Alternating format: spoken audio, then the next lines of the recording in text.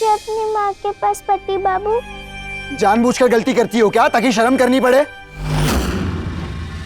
बबीता, बीमारी का इलाज दवा खाना होता है, बीमारी को छुपाना नहीं। तो खबरदार जो दोबारा बोला माँ के पास जाना है अपने, मुझसे बुरा कोई नहीं होगा।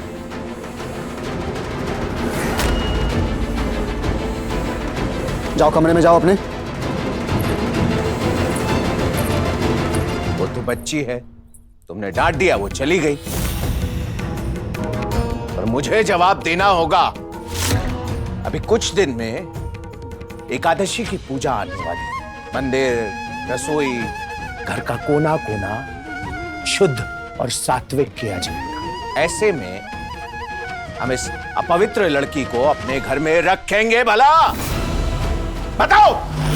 आप बार बार बोंदिता को अपवित्र क्यों कह रहे हैं काका? कोई पाप थोड़ी ना किया है उसने,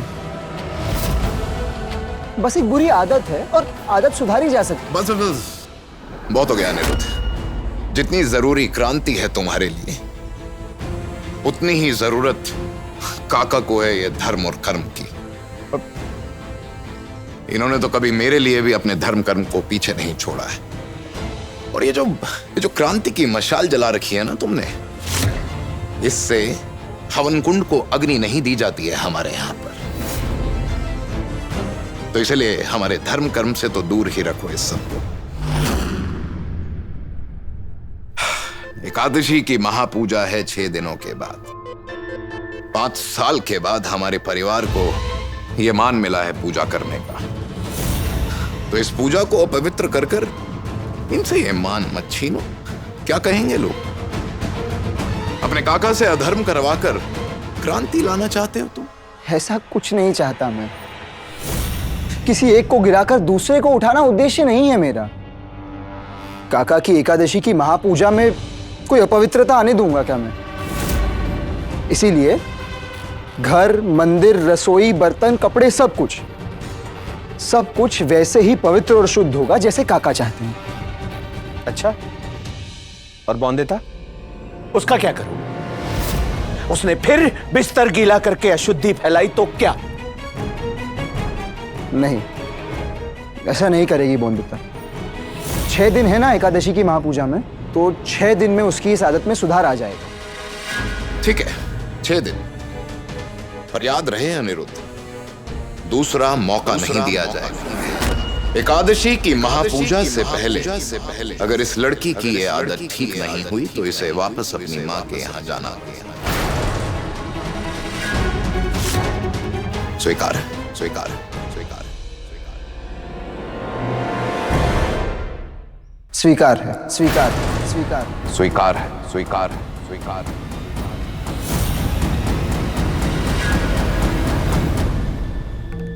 भी स्वीकार है ये चुनौती अनिरुद्ध। इन 6 दिनों में अगर मैंने बोंदिता को तुम्हारी जिंदगी से बाहर नहीं फेंक दिया तो मेरा नाम भी सौदामिनी नहीं।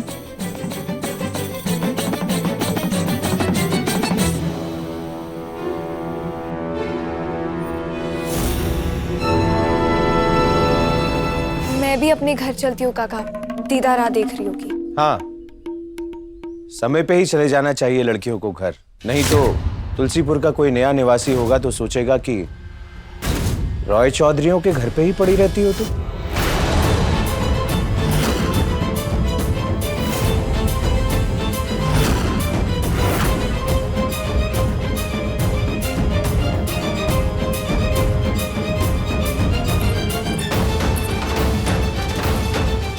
कैसी बात कर रहे हैं दा? सच। क्यों, अच्छा नहीं लगा?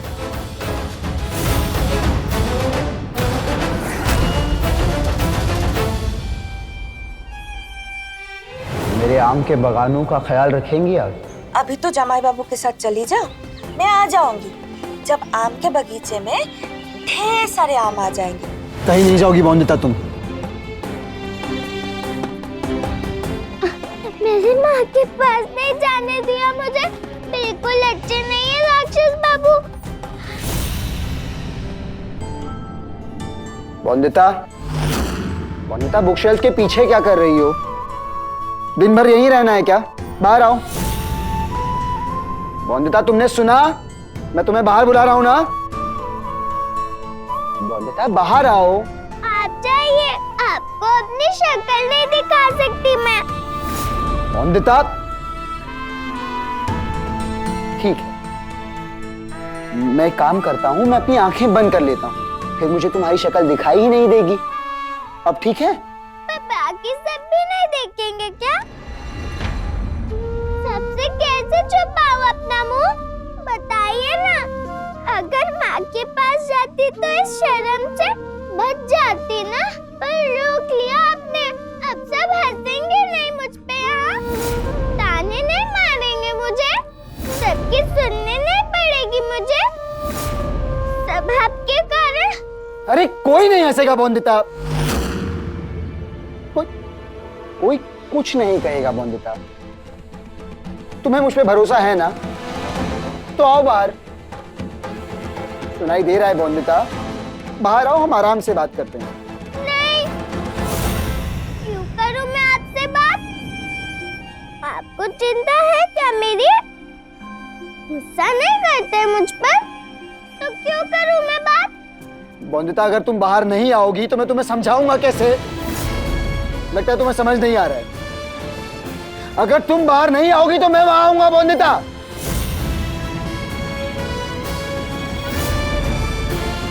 तुम चाहती हो मैं आऊं? ठीक है।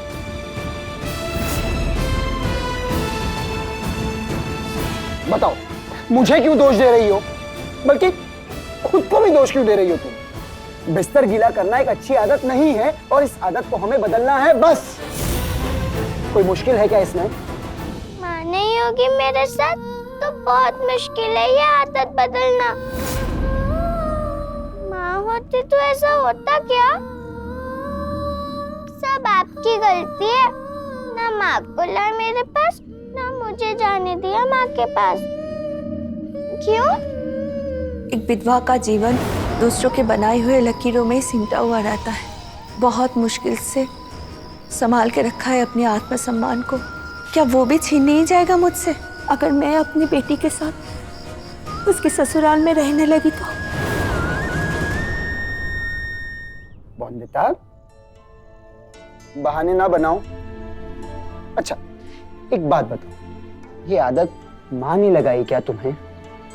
नहीं ना, तो माँ छुड़वाएंगी कैसे? बताओ, तुम्हें भूख लगती है तो खाना तुम खाती हो या माँ को खिलाती हो? खुद खाती हो ना? ऐसे ही ये समस्या तुम्हारी है, तो इसे ठीक कौन करेगा, माँ या तुम? तुम ठीक करोगी। और फिर मैं भी हूं ना तुम्हारे साथ, हम मिलकर कोई उपाय खोज लेंगे। पर अगर तुम ही साथ नहीं दोगी तो कैसे आएगा बदलाव? बताओ, आप आएगा बदलाव? बदलाव चाहिए ना बोंदिता? बताओ ना बोंदिता, बदलनी है ना अपनी आदत?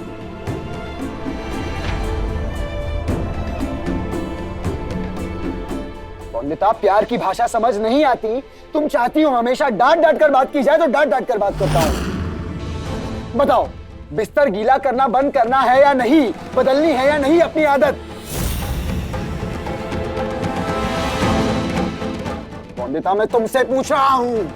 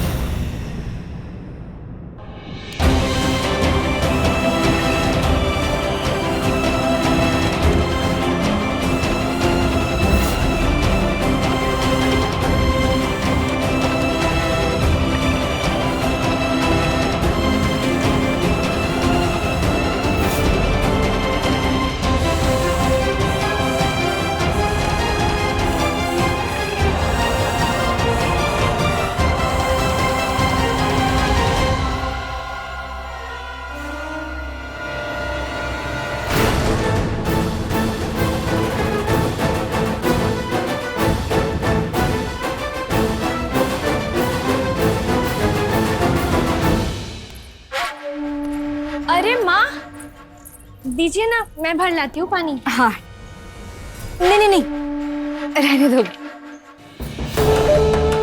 बाल गीले हैं ना तुम्हारे, ऐसे गीले बालों में बाहर जाओगी तो सर्दी लग जाएगी। पहले जाके बाल सुखा लो, जाओ। पर वो छोटी सासू माँ। बहू मैं हूं ना, मैं सब संभालूंगी, तुम जाओ। हाँ?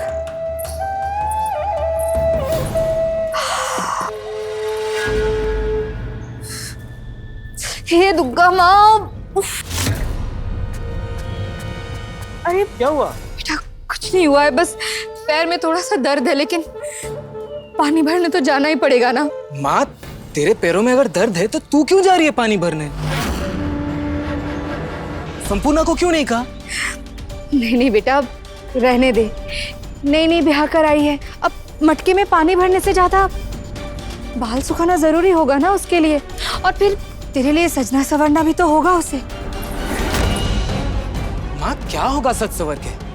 तुम रुको, मैं कहता हूँ उसे बाद में बाल सुखाने को। रुको तुम। मैंने कहा था उससे कि पानी भर कर लेकर आए। नहीं विराज, चुप करो। नहीं माँ, बताइए संपूर्णा ने क्या कहा? बहू ने कहा कि भूलिए मत, रॉय चौधरी के परिवार की बहू उसकी छोटी बहन है और हम सब उनके नौकर, और वो अपनी छोटी बहन से कहकर हमारे साथ कुछ भी करवा सकती है। क्या जरूरत थी विराज? नहीं माँ, बेटा तू इन सब बातों पे ध्यान मत दे, दिल पे मत ले अपना। हाँ, ऐसे कैसे कह सकती है संपूर्णा? बहन छोटी मालकिन हुई तो क्या वो भी हमें नौकर समझेगी? मैं अभी बात करता हूँ। नहीं बेटा, रहने दे। लेकिन माँ, तुझे मेरी कसम, मैं अपने तरीके से बहू को समझा लूंगी। हाँ, तू हम औरतों के मामले में आकर अपनी गृहस्थी मत खराब। हाँ, तू काम पे जा, जा तू काम पे जा, जा बेटा।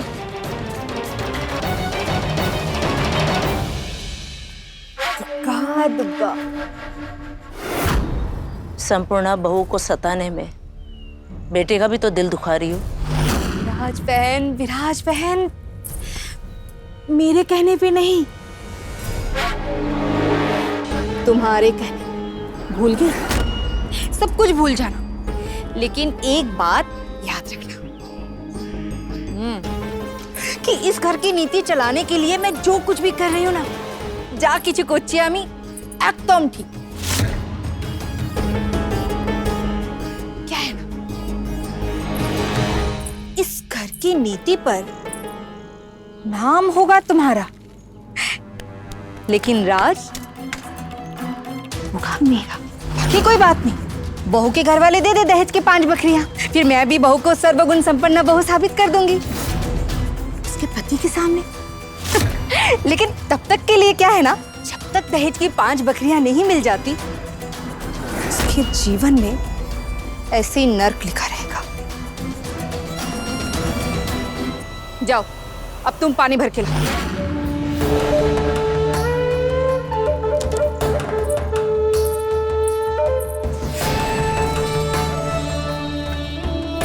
अब विराज बहन,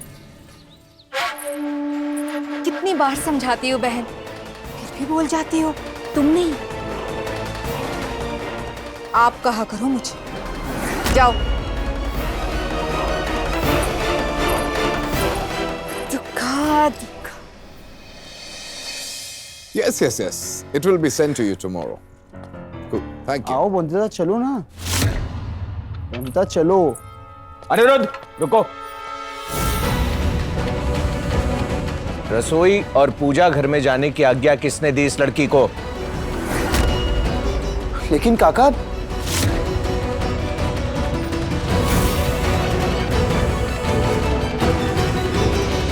कहा था माँ के पास जाने दो मुझे। देख लीजिए, अब खाना मिलेगा क्या मुझे? क्यों नहीं मिलेगा? जरूर मिलेगा। अरे, हमने कब मना किया है खाने के लिए? खाना क्यों नहीं मिलेगा? पर बाहर रसोई घर में ये लड़की तब तक नहीं जा सकती जब तक इसकी अशुद्धि दूर ना हो। मैं बंता को अशुद्ध नहीं मानता, पर ठीक है काका, जैसा आप कहेंगे ना वैसा ही होगा। बंदा तुम यहीं रुको, मैं भी आया।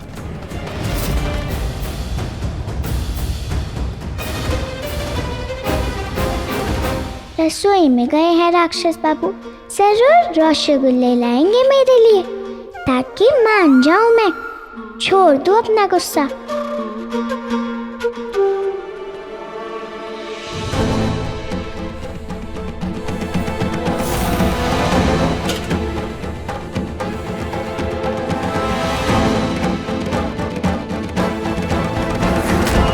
पानी का घड़ा क्यों लाया आप? पानी भर कर लाना है मुझे कुएं से। ये करूंगी तो खाना मिलेगा मुझे। खाना जरूर मिलेगा और पानी भरकर लाना नहीं, पीना है। क्या? पूरा मटका भर के पिया तो पेट फूल कर मटके की तरह नहीं बन जाएगा? पूरा पानी एक साथ नहीं पीना है बंदुता। अब ध्यान से सुनना मेरी बात।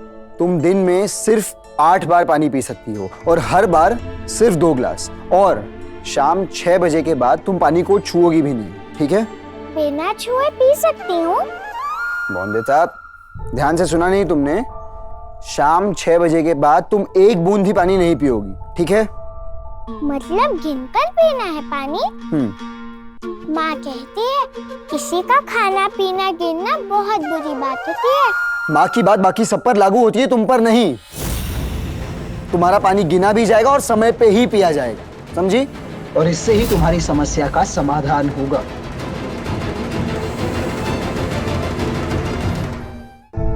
ये घड़ी लो।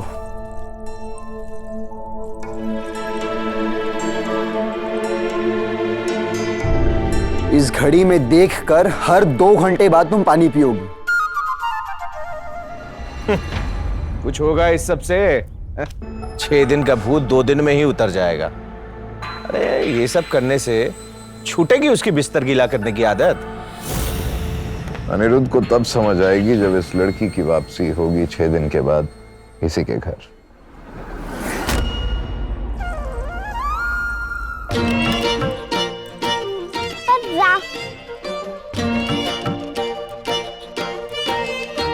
मेरा मतलब पति बाबू, मुझे तो समय। नमस्ते मालिक।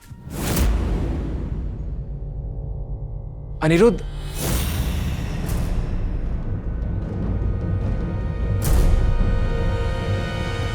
आपको कुछ बताना है अनिरुद्ध बाबू। कहो। वो शहर की प्रबंधन समिति ने आपका निमंत्रण स्वीकार कर लिया है। वो कुछ ही देर में आपसे मिलने आ रहे हैं। ये तो बड़ी अच्छी खबर है। जी। वो औरतों के लिए जो पब्लिक टॉयलेट बनवाना था ना, उसी विषय पर बात करने बुलाया है उन्हें। मुझे प्लान बनाना होगा उनके साथ डिस्कस करने के लिए। सोमनाथ, ये अब तुम्हारी जिम्मेदारी है कि बंदुता को जितना पानी कहा है मैंने उतना ही पिए। कर लोगे ना? जी दादा, बिल्कुल। आओ सर। जी। बंदुता, जितना पानी कहा गया है उतना ही पीना, और हाँ, शाम 6 बजे के बाद नहीं। घड़ी है ना तुम्हारे पास?